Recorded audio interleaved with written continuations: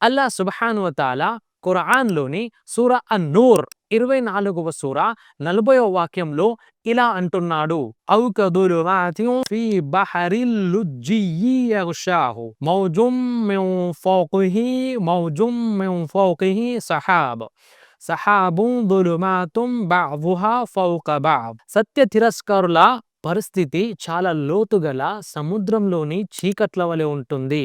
దానిపై ఒక గొప్ప అల క్రమ్ముకొని ఉంటుంది.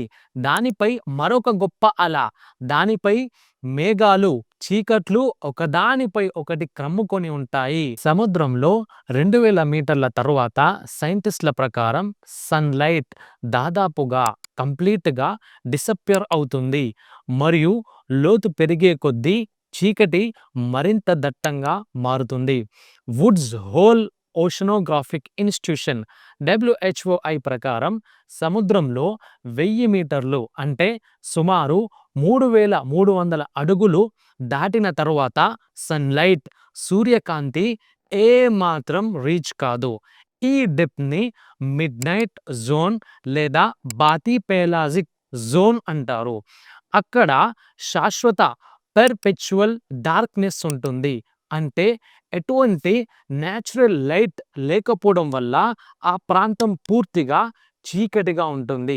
అయితే ద వ్రెక్ ఆఫ్ ద టైటానిక్ ఓడ శిథిలాలు కూడా ఉత్తర అట్లాంటిక్ ఓషన్లో సుమారు 3800 మీటర్లు అంటే 12500 అడుగుల లోతులో ఉన్నాయి.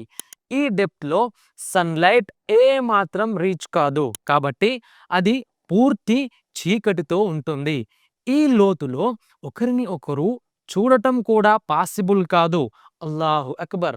అయితే సముద్రంలో ఉన్న చీకటి గురించి అల్లాహ్ ఖురాన్లో సత్య తిరస్కారుల పరిస్థితిని సముద్రంలోని చీకట్లతో పోల్చడం జరిగింది.